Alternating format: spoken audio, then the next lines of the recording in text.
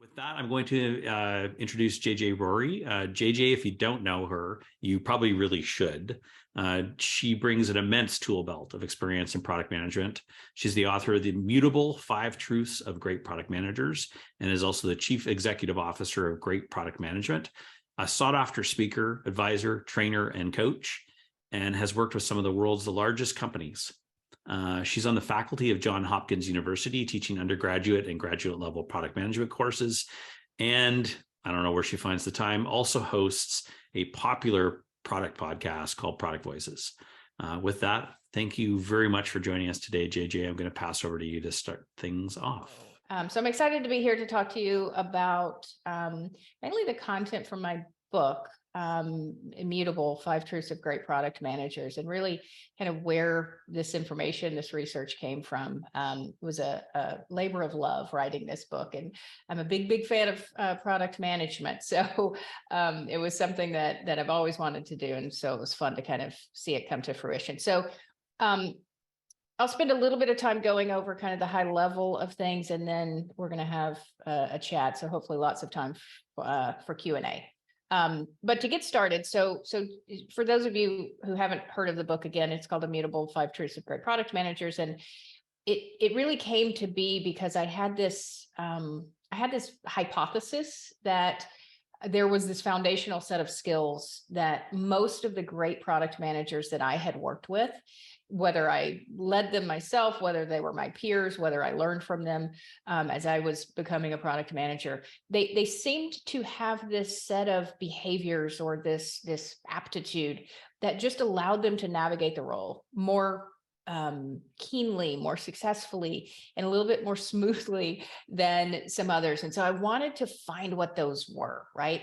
And as I started doing the research, and I'll tell you what those 5 truths are in just a moment, as I started doing the research, I realized that these were, big ideas like communication and relationship building that is not just specific to product management. So I also wanted to then dig in and say, okay, what's the essence of these things for us, right? Because, being a keynote speaker isn't necessarily a requirement of a product manager, but good communication skills is. So what does that look like? So I wanted to really, hone in on what the essence was for us in product management.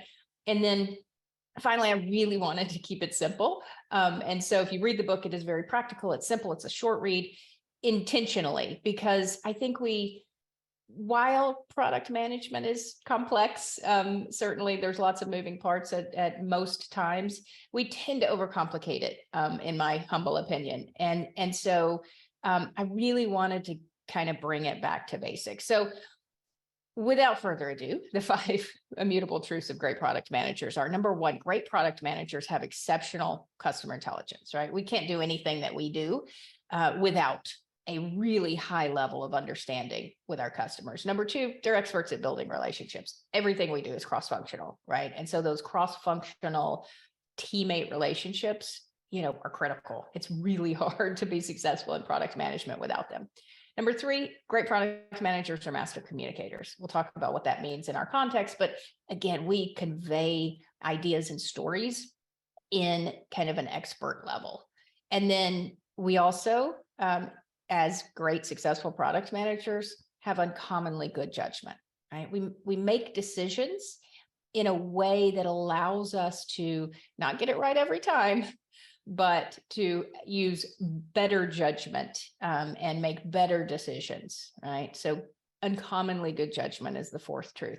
And then finally, we prioritize our time fanatically, right? So great product managers are very intentional about what they do and making it fit with the priorities of their product, right? What's going to make the biggest impact? Okay. So customer intelligence, relationship building, communication, judgment, prioritization, 5 truths. Very briefly, I want to walk you through each one of these, just kind of the high level elements of each one, if you will. So customer intelligence, look, I mean, the truth is, of all of these 5s, I'm certainly not the first person to tell you that these are important for product management, but it's, again, how we address them, right? So I look at customer intelligence as again, a level of knowledge, right? It's a level of knowledge. It's a level of curiosity. It's not necessarily the mechanisms by which we gather feedback. It is an overarching behavior and skill set, almost a mindset, if you will. It's a knowledge base. And I actually look at customer intelligence on 4 different levels. I think the basics are, you got to know who your customers are, the characteristics, right? If they're business customers, you know what their size is, what industries they're in, et cetera, right? If they're individual consumers, and you've got to know their demographics, like who they are. The characteristics are the basics of what we need to know about our customers. And then we build from there. What are the situations they find themselves in? What are their economic conditions, et cetera? From there, you go into what frankly really matters. And that is what's driving them, what's motivating them.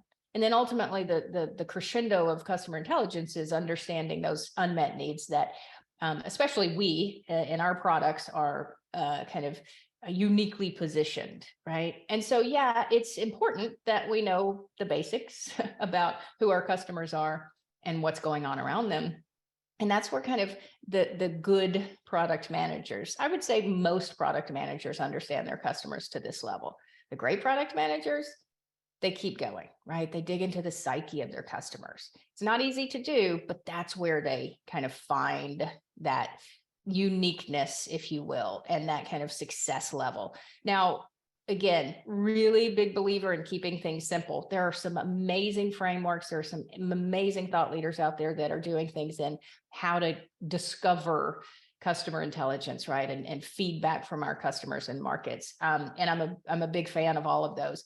But at the end of the day, one really simple habit that you can do or implement to keep a high level of customer intelligence is simply to study the world around you and your customers, to discuss what's going on, and then ultimately just observe your customers interacting with your product, right? And so if you can kind of make these things a habit, like literally just reading annual reports and listening to podcasts, studying the world around you, discussing that with customers and others, and then just watching, if this becomes a habit, that level or of something that you can keep, right? That's what I've seen from the best of the product managers that I've worked with.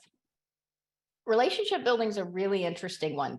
Again, certainly not the first person to say, hey, those cross-functional relationships that you have across your ecosystem are important.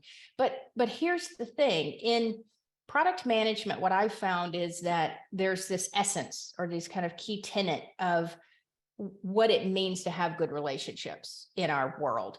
And really, it comes down to confidence or trust. You might use the word trust. I use the word confidence. And essentially, the folks that you work with on a daily basis that are interacting with and helping build the product, right? The folks that are on the team building and sustaining this product, they have to have confidence in you as a product manager. And they also have to have confidence in what you're building together, right? Where it's going and where it is today. And those two elements, if they don't quite have confidence in you, or they don't have confidence in what you're building together, one of those is missing, then the relationship can be on shaky ground, right? So I actually just kind of, again, ask myself the question when I was in product management, when I'm helping folks, or when I was in a product manager's seat, when I'm helping product managers just kind of ascertain or assess where you are. Like, how confident is your team in your abilities as a product manager? Sometimes these are not the easiest questions to answer, because some people may not see you as that, competent for whatever reason, right? But here's the thing about it. You've got to know these questions. Are they confident in you? Are they confident in your product? Because at the end of the day, while you can't process your way to human relationships, there's no framework to say, let me follow step ABC and then I'll have perfect relationships. That's just not how they work. You can, and you should have a very intentional process of understanding where your current relationship status stands, right? Because you're going to approach that differently. For someone who doesn't really have confidence in you, you're going to approach that differently in building or kind of repairing a relationship with them than you would with someone who believes in you strongly, right? The things you're going to do are different. And so I actually literally use a little quadrant, a little framework to say, okay, of all the people in my ecosystem that I need to have cross-functional relationships with, strong, healthy, productive relationships with, where do I feel that our current relationship is with each person, right? And just plot them on here. So you've got these folks who they believe in you. They've seen you work. They think you're competent. They know you know the customer base and the product base, but they're not quite sure of the product you're building. They either don't believe in the vision, they don't believe it's the right technology, whatever it is. There are a million different reasons it could be, but you can plot them on there and say, okay, they believe in me, but I've got some work to do to get them to believe in the product. They're my ally, right? I need to cultivate that relationship. These folks actually may believe in the product. They've worked on it before, they know it, they know the market. They're not quite sure you're all that strong in product management. And now again, this is not easy to kind of self-assess these, but it's really important that you're open with this and that you're able to say, I don't think they really trust me yet. What can I do to build that? Really important. Again, you're going to attack those two problems differently, right? We all want these folks who are our champions. They believe in they believe in me. They believe in what we're doing. We're going to nurture that relationship. We're not going to ignore it, but we're going to leverage those champions because, you know, occasionally we may have someone who is a detractor who just doesn't quite believe that, you know, we have the capabilities to take the team forward or to help influence the team. Maybe they don't believe in the product itself. Like what's going on with them is, you know, really, you know, again, can be a detractor to the overall product that we're working on, right? And so if you've got these folks that I call detractors, you're going to have to repair that relationship. Repairing a relationship is a completely different scenario than cultivating one that's already strong in some areas. So again, while you can't process your way to human relationships, it's really important to say, okay, let me be intentional about understanding where we all stand today and then take the right actions. That's what great product managers do. They don't take things like cross-functional relationships for granted, okay? Communication. Again, really, when it comes down to us in product management, it comes down to a couple things. Can we connect with our audience? And is our message clear enough? And that's it, right? I mean, again, you want to be a keynote speaker and be this perfect presenter. Awesome. I think that's great. I think it will help some of these things, but you don't have to do that. What you do have to do is understand how you can connect better your story, your information, whatever message you're trying to convey, connect with whatever audience you're talking to, and make sure that that message is really clear, right?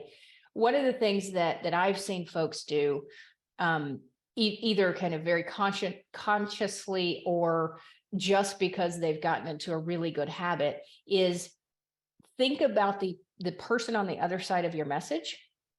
Who is in your audience that you're trying to convey a message to, and understand their point of view, right? Are they someone in a role, or, you know, whoever they are, that really cares about the details? They need to know the details of a message. They need to know how we're building a product, or how, you know, what the details of the technology we're going to use, or what have you. Is that their role? Is that their point of view? Or are they on the other side of this continuum, which is, I don't care about the details. Don't tell me the minutia. Just tell me why we're doing things. Tell me the big picture. Because it's really, really easy to lose connection with someone if you're talking in a way that they're not interested in, right? You've gotten into the minutia when they only care about the strategy. You've gotten into the big picture when they really need to know more details, right? So just a quick kind of assessment of who's on the other side of my message and what can I do in terms of kind of the level of detail that will best connect to them. Because the truth is, why this is sometimes important is because we in product management, we often go from you know, a backlog session where we're in the details, and the very next meeting, we've got to flip a switch and talk big picture strategy, right? Because now we're talking to the executives or what have you. And so we've got to be able to pivot. And if we used the same message for both of those audiences, we're probably going to lose some connection, right? So really important to think about that. And then one of the ways that you can, make sure that your message is clear is to be as concise as possible. This is hard.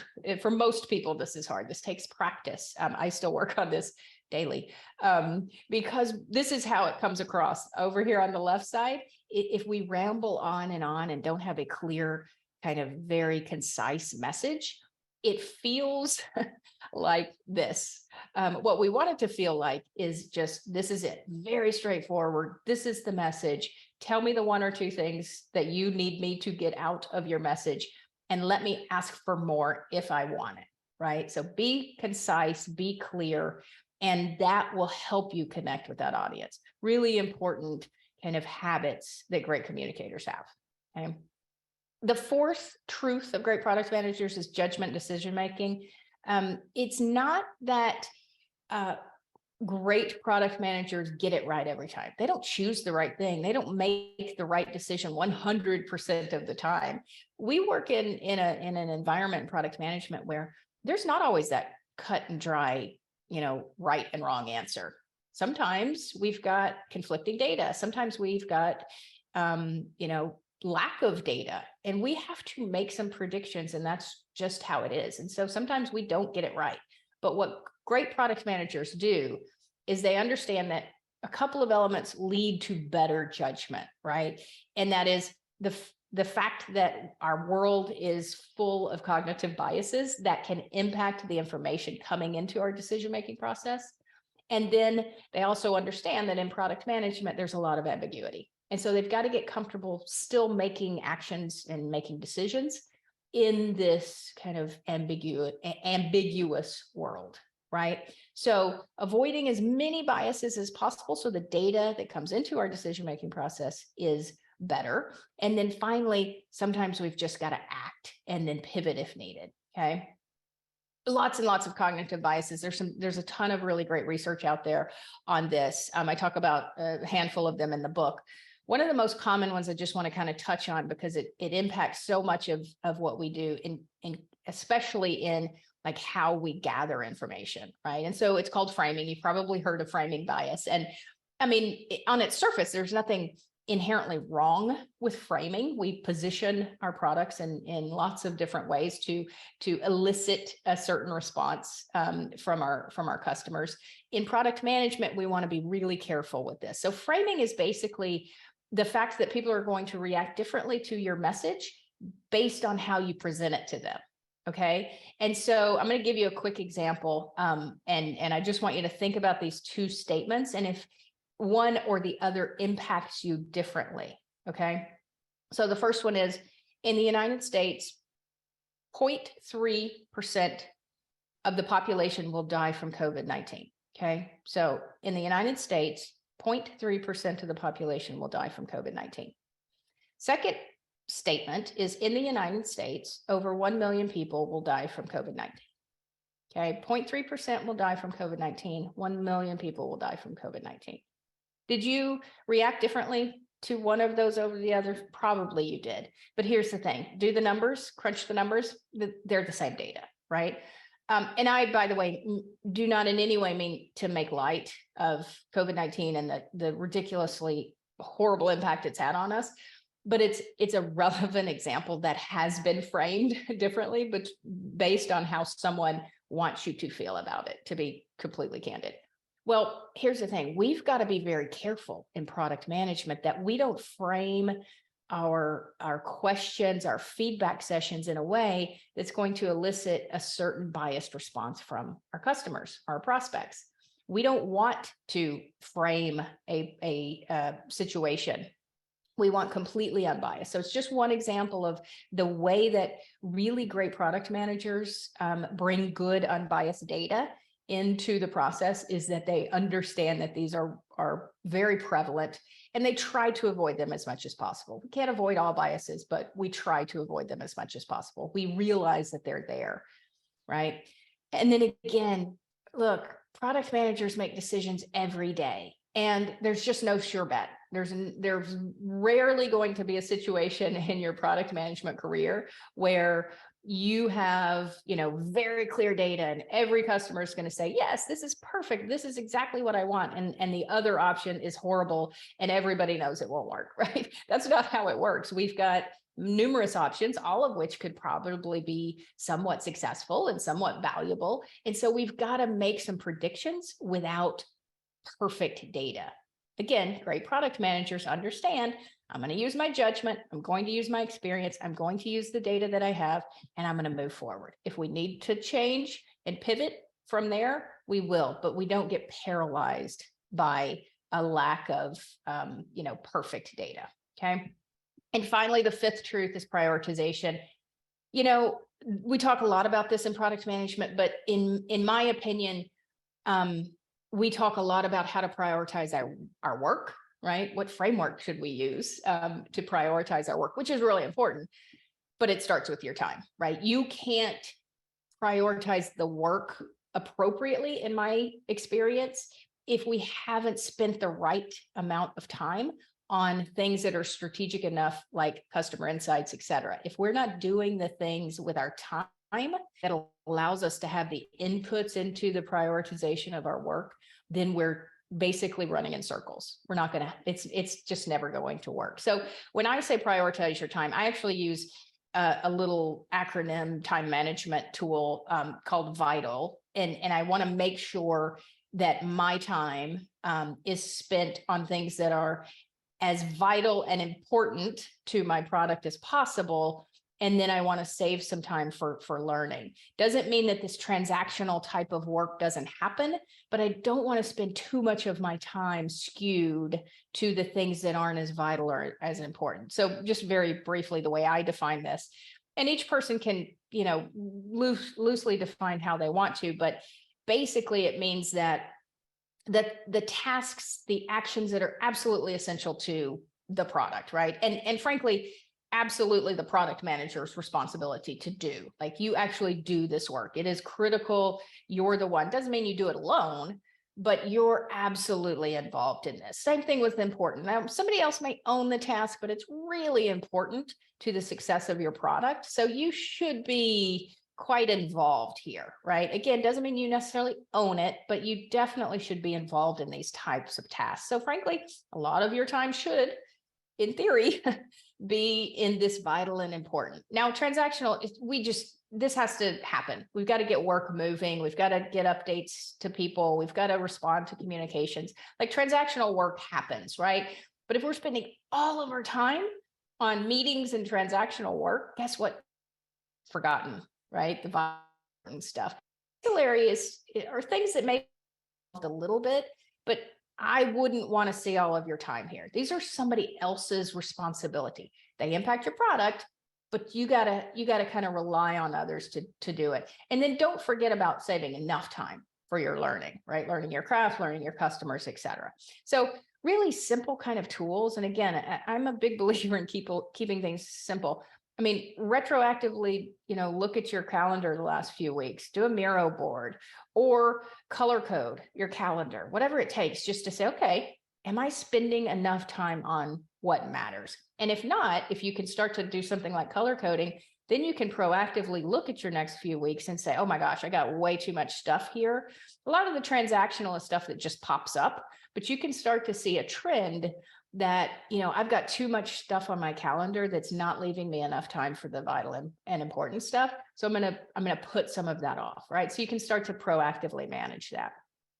Once you get to a good kind of habit, a good place of, you're spending your time more wisely. Doesn't mean that fires don't come up from time to time, but spending your time more wisely, then you can start to prioritize for your product.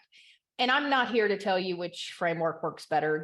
There's several that I'm actually a fan of, but I do want to say that a lot of prioritization can be done, at least high level, at least a first pass for your product, just by asking and answering a few basic questions, which just doesn't matter to customers, right? Do we have the data? Can we prove that this is actually something that is solving a problem that they care about, right?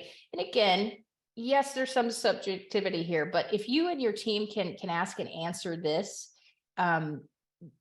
basic question, with a yes, great, move on. If you have a hard time understanding if it really matters to your customers, why are we even doing it, right? If you say, yes, it matters, will they pay for it? Or is there some economic benefit for us? Because we're still a business, right? So a customer may love something, doesn't mean we can make it work, feasibly from a business perspective.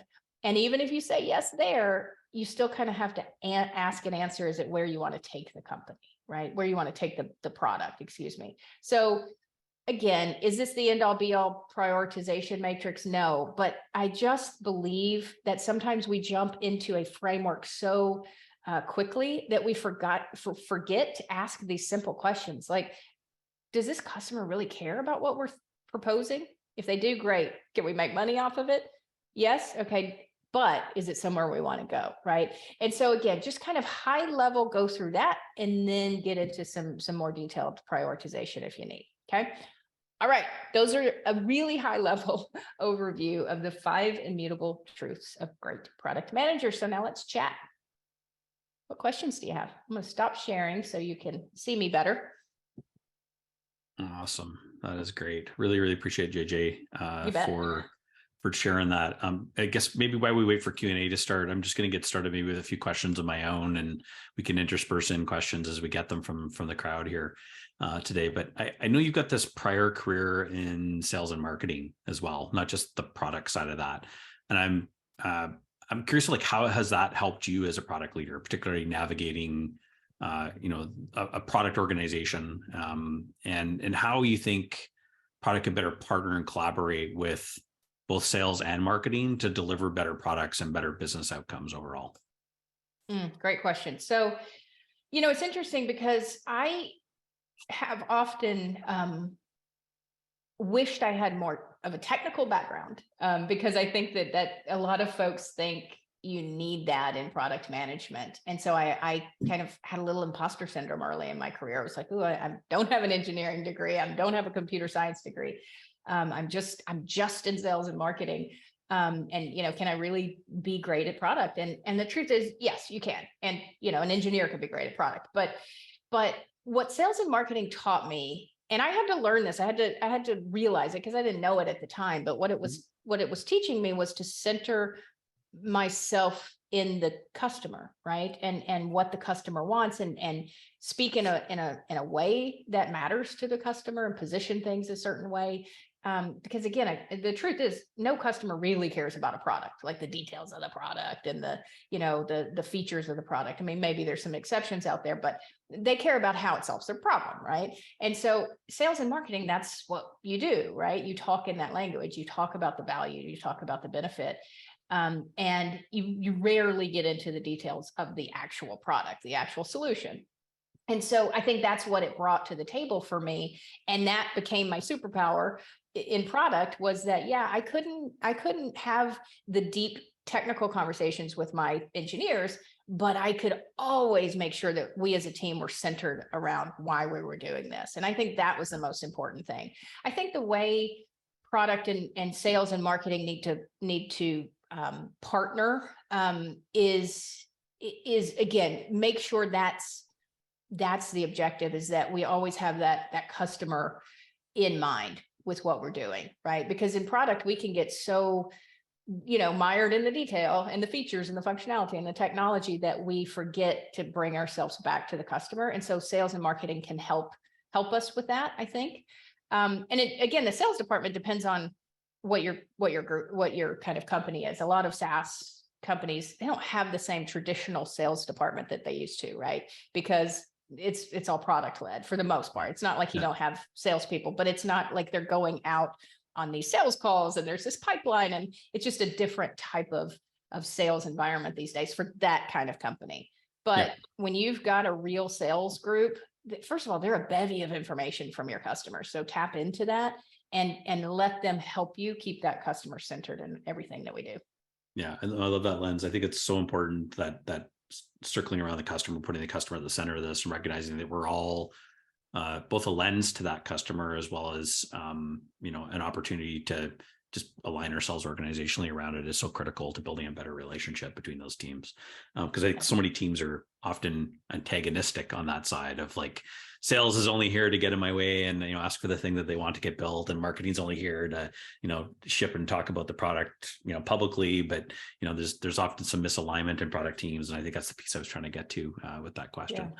Yeah. I'm curious, maybe like, like here at Product Board, we talk a lot about the importance of customer centricity and the value of having like deep user insights. And where do you see product folks really maybe making mistakes here? Is that maybe in, the areas of maybe discovery and understanding the problem, or is it maybe in more like understanding the actual root of what they're hearing from their customers? Is it more of like the synthesizing of the information that they're getting? Is it some other spot? Like where are they making those, maybe deep customer centricity mistakes essentially along the way? Yeah. So if you think back to that, the first thing I would say is you think back to that slide with the customer intelligence levels, right? So characteristics, situations and conditions, and that's kind of the base layer, and that's just kind of feedback gathering, right? But then the motivations and drivers, and then the unmet needs. That's where the synthesis comes in, right? And the critical thinking. You can't just read a report and get to their motivations and drivers, right? You got to have those conversations. You've got to do some critical thinking. Right. So that's the difference between good and great, is because it gets harder.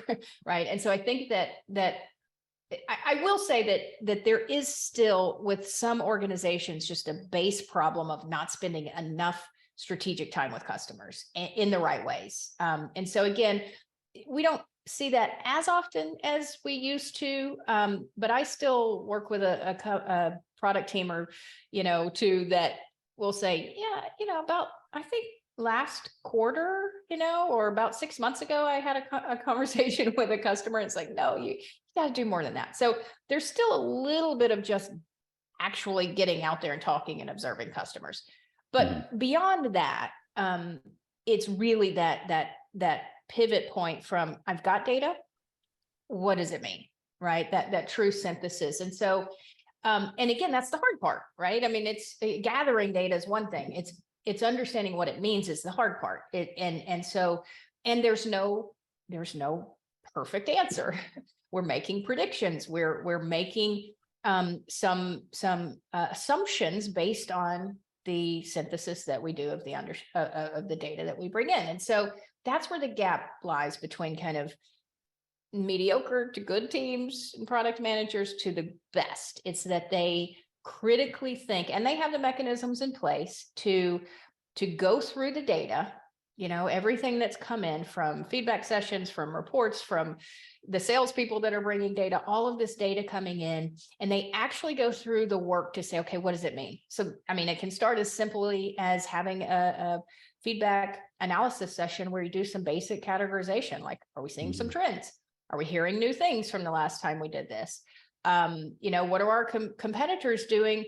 And is it matching with, right? Are we behind like you can just kind of see some stories come out of the data if you spend the time and best spend it cross-functionally, because you get all those minds in the room, right? Yeah. And then from there, you got that basic kind of categorization, which a lot of teams don't even do. And then, and again, there's lots of awesome tools out there like Product Board that bring a lot of that data, but you still have to go to the next step and say, what does it mean, right? So do something like a hypothesis map or a hypothesis canvas of saying, we're coming into this with some assumption or hypothesis. Let's look through all this data and find the things that prove our hypothesis, and also actively look for things that disprove our hypotheses, right? And so those are some of the ways that companies can become better at critical thinking. But I think that's the gap. I think the gathering data and then figuring out the point from having the data to figuring out what it means is really the gap there that I still see with a lot of product teams. Yeah, that's great. One question here from the crowd is, what's the best way to present customer insights to execs? Do you present personas? I find execs not super interested in any deep level of customer intelligence, though hypercritical for PMs. I haven't had an exec appreciate this insight into the degree that I do. So that's essentially, they're kind of curious, like maybe how you bridge that piece. Yeah. Well, I mean, the truth is they care about and I love all the executives out there, but here's the truth. They care about the customer to the extent that it helps the business, right? I mean, let's be honest. And look, we all love our customers, and we all have got the plaques on the wall that says customer experience first, you know. Yep. But at the end of the day, it's about the business. So every executive cares about the customer in the way that what we're doing for that customer then adds revenue or adds profitability or whatever. So you can use a persona. I'm a big fan of stories, just stories. And so again, personas can be part of that, but sometimes what we do with personas is we get into the details, like, you know, this is Scott and he lives in Canada and he wears glasses, and nobody cares about that, right? They care about what Scott's problem is, Yeah.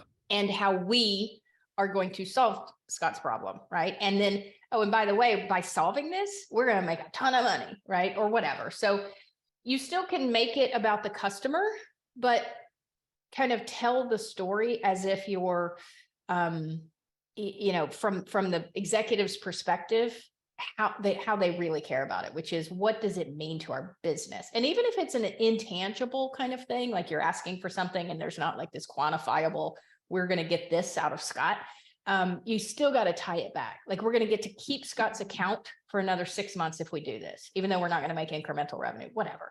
So I agree that a lot of times, you know, it seems like we're beating our heads against the wall and we're preached to that we should care about the customer, but it doesn't always kind of feel that way. And because at the end of the day, we're all somewhat selfish and we care about what matters to us. And that executive cares about his or her bonus and his or her, you know, reputation and that sort of thing. And I don't mean that in a bad way, but I think you all know where I'm coming from. So.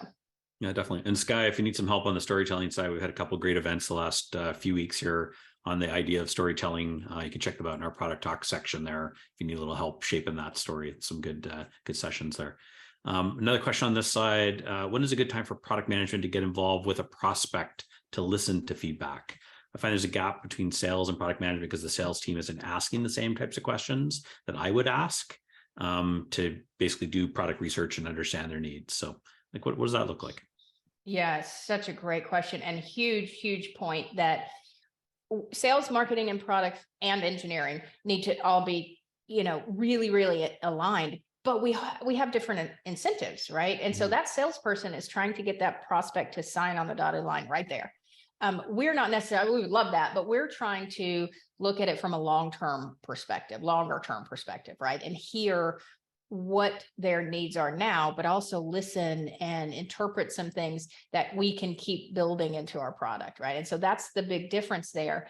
And we want salespeople to have that very short-term view. That's their whole point, right? Or their, you know, their whole purpose in our org.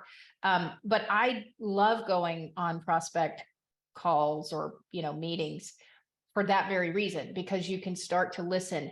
Now, depends on the situation. If you've got someone who's close, unnecessarily disrupt that as a product manager, right? And start talking about or asking these big high level questions, because you still have that immediate need.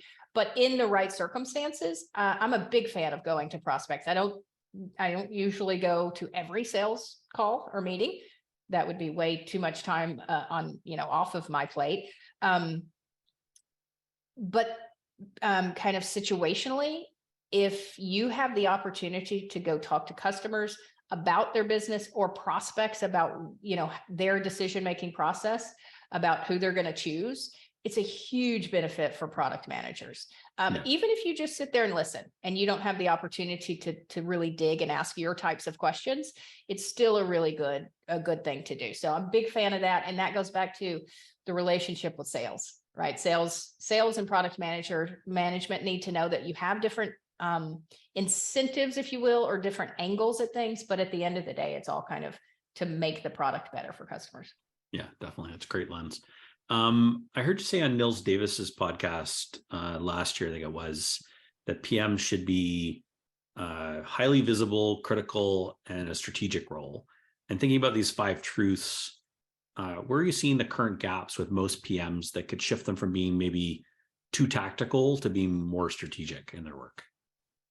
Yeah, I mean, it comes a couple of areas. So getting your customer intelligence level up to that point of this is what's driving our customers in the future.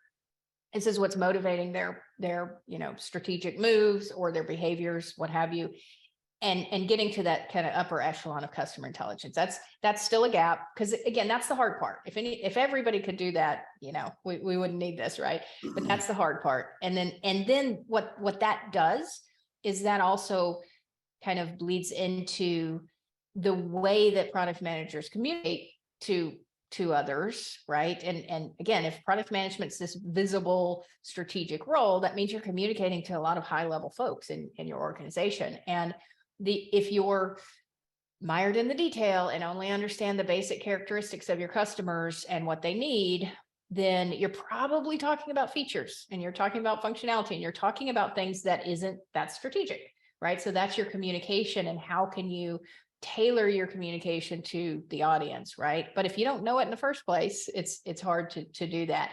And then of course that bleeds into judgment, like you're making decisions for your product. But if you don't have the real good understanding of data, even though it's predictive and, assumptions, if you don't have that critically thought out understanding of where your customers are going, it's hard to then make good decisions that way, right? So I would say it all starts with that. And I know that's a little bit cliche in our world to say it all starts with the customer, but it starts with that high level of customer intelligence that then drives all of the other things. The only other thing I would say is that talking about it from a business perspective, right? Like we in product tend to talk about the product a lot, which is natural, but it's not about that really. It's about the customer, and then it's about our business. And I think doing those two things kind of helps, helps us be better. Again, if I think back on all the great product managers I've talked to, I mean, if someone was just a fly on the wall listening to them in some of the meetings, they might think they're a general manager or even a CEO or something, right? Because they just talk in these like really impactful business types of ways, and maybe never mention a feature, right? And I'm being dramatic for effect, but right, I mean, I think that's part of what you can do. No, totally. Like I think that it gets echoed in so many different places. Kagan's Inspired book is an example of the valuable and viable risks are exactly that, right? Is it important? Is it valuable for our customer? Is it viable for our business? Does it make sense for us? And if we can't converse in a way that people understand both sides of that, the customer sees value in it and the business sees value in it, then we're obviously, to your point, going to be seen as more tactical than strategic. That's really, really great. Question here from Ava. Any advice on gaining confidence for non-SR product managers? I'm not sure what an SR product manager is, so maybe Ava can clarify that in the chat, especially when you are the minority on the team. Groupthink tends to take over in some of these conversations. So non-senior. Okay. Thank you. Oh, non-senior. Okay. Oh, yeah. Really good question. And the one thing about that, about using that kind of matrix, if you will, about like, do they have confidence in me? Do they have confidence in the product? I mean, we may often at a certain point in our career feel like nobody has confidence in us because we haven't worked with them, or we have imposter syndrome and, they just kind of, whatever. And sometimes it's reality, and sometimes it's, or at least perception is reality, right? So if you're coming in and a lot of people are been in the domain for a while, like Eva says, and they've got a lot of this experience and they think they know everything, or they think everybody else knows everything, then we can get quite intimidated. And they can kind of think we're not as credible because we're not as boisterous in those meetings. What I would do is take it all the way back and really scope yourself, right? Like my product is this, or maybe even you own a component of a product, right? And so don't try to boil the ocean. I hate that saying, but it goes well here. Don't try to boil the ocean. This is what I do for the team, and I'm going to do it really, really well, right? And so if the expertise is all technical, great. Center yourself in the customer, right? Or if maybe you need to be a little bit more technical for whatever reason, like find your strength and then try to play on that.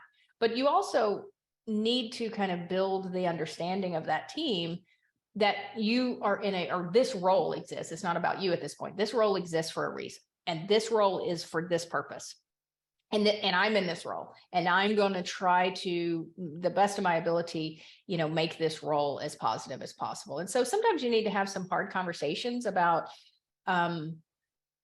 just the fact that we all have done this for a while, or most of you have done this for a while, and we have this way of thinking I'm going to bring some new ways of thinking, and that may rock the boat a little bit, but that's actually I'm doing it very intentionally. But you need to have those kinds of conversations where you need to center it on the role itself, and then right, to kind of take the personal out of it. And then you can also take it to a level of, this is what I'm going to do differently. Sometimes you've got to kind of build that confidence and credibility from the ground up, which isn't easy, but you can do it, because again, there's a reason why you're there, and there's a reason why you're in that role. And so just kind of take it from there. And sometimes you do it one-on-one, sometimes you do it team, but assess the situation and see if you've got any folks in there that are kind of champions that you can grab onto and leverage to go forward. Yeah, that's really, really great. So much of this product role is kind of learned through like an apprenticeship model, the experiences, the learning, the mentorship with other people.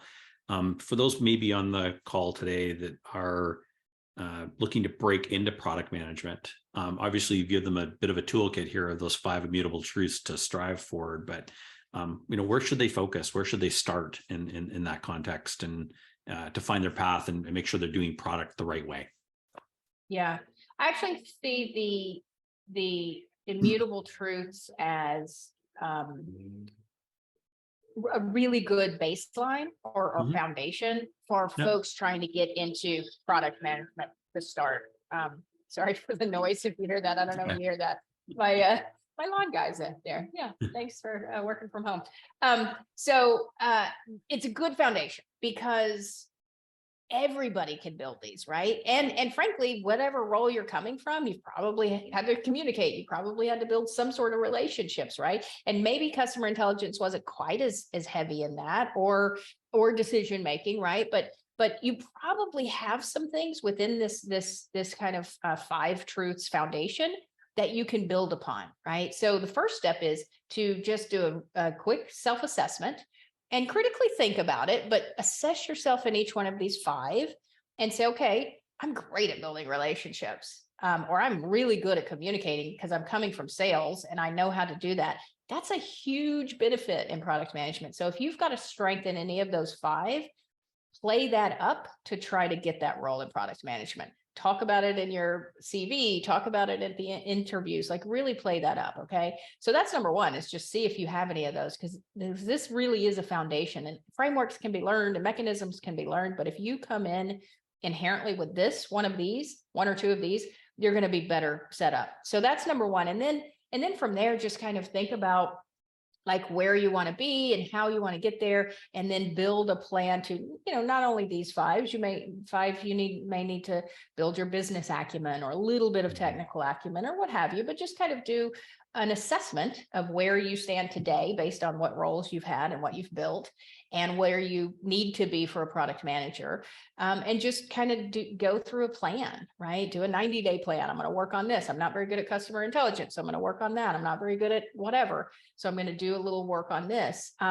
You don't have to have it all to get that first role, right? Learn and build on what you have and showcase what you have, and then try to get the role and then go from there. None of us had an idea what we were doing when we started in product management. We all just learned it on the job, right? And so, but again, if you can show some of that foundational skill set before you even get the role, that's going to be a really good thing for you. Yeah. And I think books like this are really great too, just giving you that vocabulary, just becoming more familiar with what's important in this role, kind of like to your point, like the guideposts and core capabilities are really critical on this side. There's a question here around maybe like related to pricing. And I know that might seem a little bit outside of the realm of the 5 immutable truths, but how does one essentially approach pricing in the context of the product role, and how can some of these truths maybe best support that need? Yeah.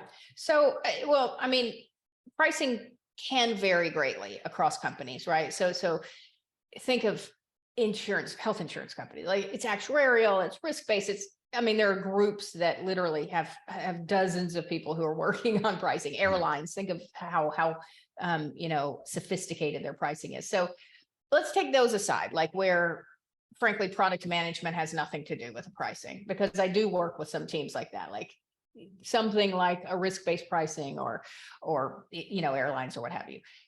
Let's software or kind of hardware, unit-based pricing, that sort of thing. It really comes down to a couple of things. I mean, obviously you've got the elements, you've got how much does it cost, and you've got to have some idea of profitability, et cetera. You need to understand what competitive and alternative products are out there, right? Because that gives you a baseline. But at the end of the day, yes, those elements are important, but it comes down to the value equation, right? The value to price equation. And is there a way that you can really ascertain the level of value or benefit that your users or customers are going to find from your product, right? And there's a saying that pricing is an art and a science, right? There's some science, there's some obviously some math behind it, but there's a lot of art to it as well, right? And so there's no like perfect way to say this is exactly what we should be pricing our product. But cost, obviously, competitive analysis, obviously. But then if you can do some understanding of your customers, what's out there today, what their problem is, how severe is the problem you're solving for them, how unique are you in solving it, right? And this goes back to the customer intelligence truth, right? Are you up in that echelon of understanding their motivations, their drivers, and some unmet needs, right? If we're meeting something that nobody else meets, guess what? We have more leeway with that pricing. If we're meeting something, the same problem that 20 other companies offer solutions for, that's going to give you some idea of how much flexibility you have with that. So my experience with pricing is there's no silver bullet, but you've got elements that you can bring in and then make some decisions about. Yeah, definitely. And it sounds like definitely that truth around customer intelligence and really understanding your customers and where they're at is a key part as an input into some of those decisions as well. Absolutely. Really, I mean, if I think about the truths, I mean, of course, there's some ancillary ways that some of them may fit with pricing, but really it comes down to customer intelligence, right? It comes down to, understanding what problem we're solving and why, and then, looking about what options do they have out there. And that gives us some opportunity to either have, some premium pricing because we add just the fact that we're the only one does it adds an element of value. Or again, it's more commoditized and we have less leeway there. So it all really goes down to customer intelligence. Yeah, excellent. That's fantastic. Well, thanks, JJ. I really, really appreciate it. It was really great to get to hear your thoughts and stuff like that today. I'm going to wrap up today's session here quickly. Just a few things to let everybody know about.